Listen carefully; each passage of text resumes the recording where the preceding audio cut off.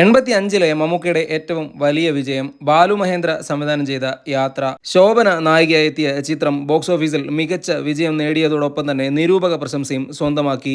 മമ്മൂക്കയുടെ ഗംഭീര പ്രകടനം തന്നെയായിരുന്നു ചിത്രത്തിന്റെ ഹൈലൈറ്റ്. ഏകദേശം 150-ലേറെ ദിവസങ്ങൾ കേരളത്തിലെ എ ക്ലാസ് തിയേറ്ററുകളിൽ യാത്ര പ്രദർശിപ്പിച്ചു. സെപ്റ്റംബർ 20-ന് തിയേറ്ററിലെത്തിയ ചിത്രത്തിന് കഥയൊരുക്കിയത് ജോൺ പോളായിരുന്നു. ബാലു മഹേന്ദ്ര തന്നെയാണ് തിരക്കഥ രചിച്ചത്.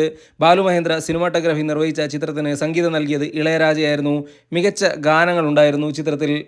86-ൽ ഏറ്റവും കൂടുതൽ കളക്ഷൻ നേടിയ മമ്മൂട്ടി ചിത്രം IV ശശി സംവിധാനം ചെയ്ത ആവനാഴിയായിരുന്നു. സെപ്റ്റംബർ 12-നായിരുന്നു ചിത്രം റിലീസിനെത്തിയത്. ടി ദാമോദരൻ തിരക്കഥ നിർവഹിച്ച ചിത്രത്തിൽ ഗീതയായിരുന്നു മമ്മൂക്കയുടെ നായികയായെത്തിയത്. ബൽറാം എന്ന പോലീസ് ഉദ്യോഗസ്ഥനായി മമ്മൂക്ക നിറഞ്ഞാടിയ ചിത്രമായിരുന്നു ആവനാഴി.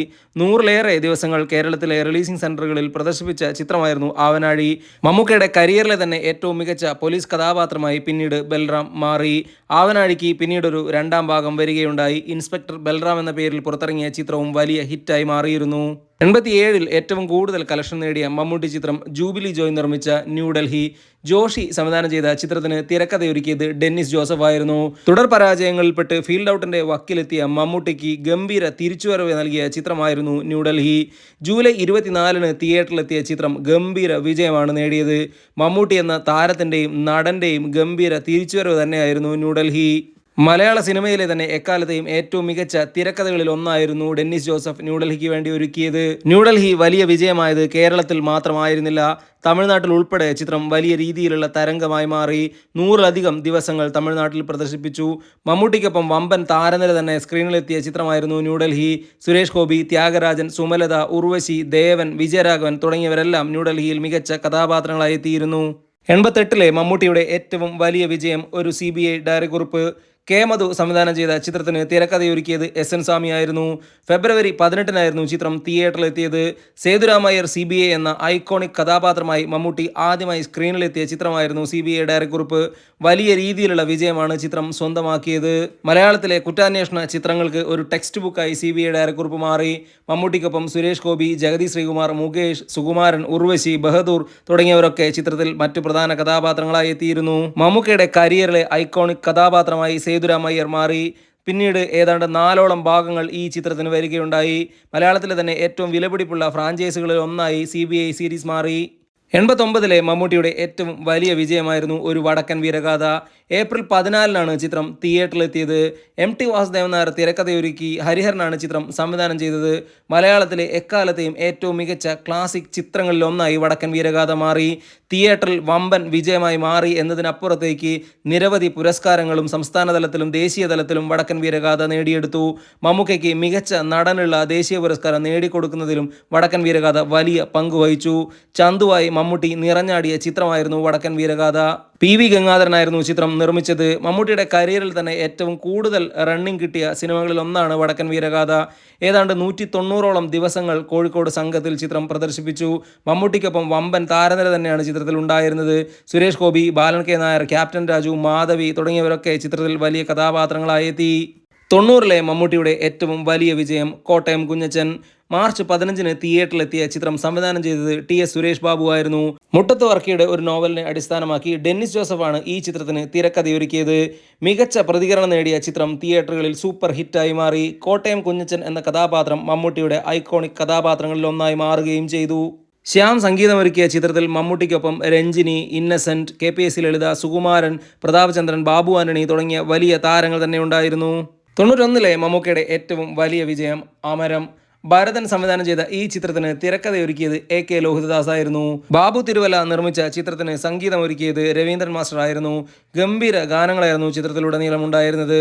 മമ്മൂക്കയുടെ ഗംഭീര പ്രകടനം തന്നെയായിരുന്നു ചിത്രത്തിന്റെ ഏറ്റവും വലിയ ഹൈലൈറ്റ്. ഫെബ്രുവരി 1-ന് തിയേറ്ററിലെത്തിയ ചിത്രം പ്രേക്ഷകരുടെ മികച്ച അഭിപ്രായത്തോടെ സൂപ്പർ ഹിറ്റായി മാറി. മമ്മൂട്ടിക്കൊപ്പം മുരളി, മാധു, KPS ലളിത, അശോകൻ തുടങ്ങിയവരൊക്കെ മറ്റ് പ്രധാന കഥാപാത്രങ്ങളായി എത്തി. അച്ചൂട്ടി എന്ന കഥാപാത്രമായി മമ്മൂട്ടി നിറഞ്ഞാടിയ ചിത്രമായിരുന്നു അമരം. തൊണ്ണൂറ്റിരണ്ടിൽ ഏറ്റവും കൂടുതൽ കളക്ഷൻ നേടിയ മമ്മൂട്ടി ചിത്രം ഫാസിൽ തിരക്കഥയൊരുക്കി സംവിധാനം ചെയ്ത പപ്പയുടെ സ്വന്തം അപ്പൂസ്. സെപ്റ്റംബർ 4-ന് തിയേറ്ററിലെത്തിയ ചിത്രത്തിൽ മമ്മൂട്ടിക്കൊപ്പം സുരേഷ് ഗോപി, ശോഭന, മാസ്റ്റർ ബാദുഷ, സീനാദേവി തുടങ്ങിയവരൊക്കെ മറ്റ് പ്രധാന കഥാപാത്രങ്ങളായി എത്തി. ഇളയരാജ സംഗീതം നൽകിയ ചിത്രത്തിലെ ഗാനങ്ങളെല്ലാം തന്നെ സൂപ്പർ ഹിറ്റായിരുന്നു. മമ്മൂട്ടിയുടെ കരിയറിലെ തന്നെ ഏറ്റവും വലിയ വിജയ ചിത്രങ്ങളിൽ ഒന്നായിരുന്നു പപ്പയുടെ സ്വന്തം അപ്പൂസ്. മമ്മൂട്ടിക്ക് ഏറെ കുടുംബ പ്രേക്ഷകരെ നേടിക്കൊടുത്ത ചിത്രം കൂടിയായിരുന്നു ഫാസിലിൻ്റെ പപ്പയുടെ സ്വന്തം അപ്പൂസ്. 93-ലെ മമ്മൂട്ടിയുടെ ഏറ്റവും വലിയ വിജയ ചിത്രം വാത്സല്യം. ലോഹിതദാസിൻ്റെ തിരക്കഥയിൽ കൊച്ചിൻ ഹനീഫയായിരുന്നു ഈ ചിത്രം സംവിധാനം ചെയ്തത്. AK ലോഹിതദാസിൻ്റെ ഗംഭീര തിരക്കഥയിൽ മമ്മൂട്ടിയുടെ മികച്ച പ്രകടനമാണ് വാത്സല്യത്തിൽ ഉണ്ടായത്. കുടുംബ പ്രേക്ഷകർ ഇരുകൈ നീട്ടി സ്വീകരിച്ച ചിത്രം തിയേറ്ററുകളിൽ വലിയ വിജയമായി മാറി. മേലേടത്ത് രാഘവൻ നായർ എന്ന കേന്ദ്ര കഥാപാത്രമായി മമ്മൂട്ടി നിറഞ്ഞാടിയ ചിത്രമായിരുന്നു ഇത്. മലയാളത്തിലെ തന്നെ എക്കാലത്തെയും ഏറ്റവും മികച്ച കുടുംബ ചിത്രമെന്ന ഖ്യാതിയാണ് വാത്സല്യം നേടിയത്. ഏപ്രിൽ 11-ന് തിയേറ്ററിലെത്തിയ ചിത്രത്തിൽ SP വെങ്കിടേഷ് ആയിരുന്നു സംഗീതം നൽകിയത്. കൊച്ചിൻ ഹനീഫയുടെ കരിയറിൽ സംവിധായകൻ എന്ന നിലയിലുള്ള ഏറ്റവും വലിയ വിജയമായിരുന്നു വാത്സല്യം നേടിയത്. 94-ൽ ഏറ്റവും കൂടുതൽ കളക്ഷൻ നേടിയ മമ്മൂട്ടി ചിത്രമായി മാറിയത് ജോഷിയുടെ സൈന്യമായിരുന്നു. SN സ്വാമി, ഷിബു ചക്രവർത്തി എന്നിവർ ചേർന്നായിരുന്നു ചിത്രത്തിന് തിരക്കഥയൊരുക്കിയത്. മലയാള സിനിമയിലെ തന്നെ അക്കാലത്തെ ഏറ്റവും വലിയ ബഡ്ജറ്റ് ചിത്രങ്ങളിൽ ഒന്നായിരുന്നു സൈന്യം. പക്ഷേ ചിത്രത്തിന് സമ്മിശ്ര പ്രതികരണമായിരുന്നു ലഭിച്ചത്. അതിനാൽ തന്നെ സാമ്പത്തികമായി വിജയമായി മാറാൻ സൈന്യത്തിന് കഴിഞ്ഞില്ല. SP വെങ്കടേഷ് ഈണം നൽകിയ ചിത്രത്തിലെ ഗാനങ്ങളെല്ലാം തന്നെ സൂപ്പർ ഹിറ്റുകളായിരുന്നു.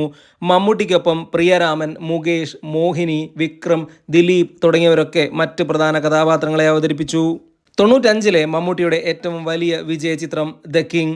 ഷാജി കൈലാസ് സംവിധാനം ചെയ്ത ചിത്രത്തിന് തിരക്കഥയൊരുക്കിയത് രഞ്ജി പണിക്കരായിരുന്നു. മലയാള സിനിമയിലെ തന്നെ ഏറ്റവും വലിയ വിജയ ചിത്രങ്ങളിൽ ഒന്നായിരുന്നു കിങ്. നവംബർ 11-ന് തിയേറ്ററിലെത്തിയ കിങ്ങിൻ്റെ ഏറ്റവും വലിയ ഹൈലൈറ്റ് മമ്മൂട്ടിക്ക് വേണ്ടി രഞ്ജി പണിക്കർ ഒരുക്കിയ തീ പാറുന്ന ഡയലോഗുകളായിരുന്നു. വമ്പൻ ബഡ്ജറ്റിലൊരുങ്ങിയ ചിത്രം 40 പ്രിന്റുകളുമായാണ് തിയേറ്ററിലെത്തിയത്. മലയാള സിനിമയിലെ സർവ്വകാല റെക്കോർഡ് ഓപ്പണിംഗ് ആണ് ആ കാലത്ത് കിങ് സ്വന്തമാക്കിയത്. ചിത്രത്തിന്റെ ശബ്ദരേഖ അടങ്ങിയ കാസറ്റ് വിൽപ്പനയിൽ ഉൾപ്പെടെ വലിയ രീതിയിലുള്ള റെക്കോർഡാണ് കിങ് അന്ന് സൃഷ്ടിച്ചത്. മമ്മൂട്ടിക്കൊപ്പം വമ്പൻ താരനിര തന്നെ കിങ്ങിലുണ്ടായിരുന്നു. സുരേഷ് ഗോപി അതിഥി വേഷത്തിലെത്തുകയും മുരളി ഗംഭീര പ്രതിനായക കഥാപാത്രമാവുകയും ചെയ്തിരുന്നു. തേവള്ളിപ്പറമ്പിൽ ജോസഫ് അലക്സ് എന്ന കലക്ടർ കഥാപാത്രം മമ്മൂട്ടിയുടെ കരിയറിൽ തന്നെ ഏറ്റവും വലിയ രീതിയിൽ ആഘോഷിക്കപ്പെട്ട കഥാപാത്രങ്ങളിൽ ഒന്നാണ്. മമ്മൂട്ടിക്കൊപ്പം സുരേഷ് ഗോപി അതിഥി വേഷത്തിലെത്തിയപ്പോൾ വാണി വിശ്വനാഥ് നായികയായി എത്തി. മുരളി, വിജയരാഘവൻ, ഗണേഷ് കുമാർ, ദേവൻ തുടങ്ങിയവരൊക്കെ തന്നെ പ്രധാന കഥാപാത്രങ്ങളായി എത്തിയിരുന്നു. 96-ലെ മമ്മൂട്ടിയുടെ ഏറ്റവും വലിയ വിജയം സിദ്ദിഖ് സംവിധാനം ചെയ്ത ഹിറ്റ്ലർ. ലാൽ നിർമ്മിച്ച ചിത്രത്തിൽ മമ്മൂട്ടിയോടൊപ്പം മുകേഷ്, ശോഭന, ജഗദീഷ് തുടങ്ങിയവരൊക്കെ പ്രധാന കഥാപാത്രങ്ങളായി എത്തിയിരുന്നു. ഏപ്രിൽ 12-ന് വിഷു റിലീസായി എത്തിയ ചിത്രം എല്ലാതരം പ്രേക്ഷകരെയും തൃപ്തിപ്പെടുത്തി വമ്പൻ ഹിറ്റായി മാറി. 96-ലെ ഏറ്റവും വലിയ വിജയ ചിത്രമായിരുന്നു ഹിറ്റ്ലർ. സിദ്ദിഖ് തന്നെ തിരക്കഥയൊരുക്കിയ ചിത്രത്തിന് സംഗീതം നൽകിയത് SP വെങ്കടേഷ് ആയിരുന്നു. ചിത്രത്തിലെ ഗാനങ്ങളെല്ലാം തന്നെ വലിയ ഹിറ്റുകളായി മാറി. ഹിറ്റ്ലർ മാധവൻകുട്ടി എന്ന മമ്മൂട്ടിയുടെ കേന്ദ്ര കഥാപാത്രം പ്രേക്ഷകർക്കിടയിൽ വലിയ രീതിയിലുള്ള തരംഗമായി മാറിയതും മറ്റൊരു ചരിത്രമാണ്. 97-ൽ മമ്മൂട്ടിക്ക് വിജയ ചിത്രങ്ങൾ ഉണ്ടായിരുന്നില്ല. എങ്കിലും കൂടുതൽ കളക്ഷൻ നേടിയ ചിത്രം അനിൽ ബാബു സംവിധാനം ചെയ്ത കളിയൂഞ്ഞാലായിരുന്നു. സെപ്റ്റംബർ 12-ന് തിയേറ്ററിലെത്തിയ ചിത്രത്തിൽ വമ്പൻ താരനിരയുണ്ടായിരുന്നു. മമ്മൂട്ടിക്കൊപ്പം ശോഭന നായികയായി എത്തിയപ്പോൾ ശാലിനി, ദിലീപ് തുടങ്ങിയവരും കേന്ദ്ര കഥാപാത്രങ്ങളായി എത്തി.